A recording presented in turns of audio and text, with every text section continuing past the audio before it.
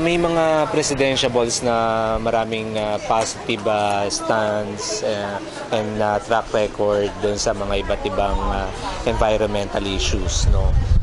Pero lahat sila ay walang komprehensibong plataforma kung paano haharapin yung matinding pagkasira ng ating kalikasan at paano ito panunumbalik.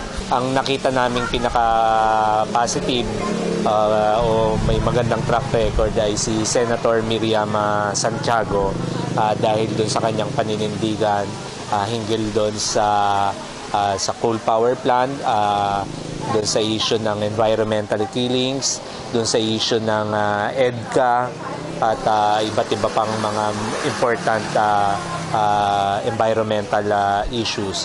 At si Mar Rojas ang pinaka-ninis, ang pinakapangit ang record at posisyon hinggil sa usaping pangkalikasan. Nakita namin si Grace po mahusay yung tindig sa usapin ng climate change at coal, pero baksak naman doon sa issue ng EDCA, ng environmental killings at mining. Si Duterte okay naman doon sa issue ng mining pero baksak doon sa issue ng coal power plant, siyempre human rights violation. Positive yung stance niya doon sa EDCA. Si Binay baksak din, karamihan ay hindi maganda yung kanyang record at posisyon, bagamat may nagawa siya doon sa usapin ng climate change.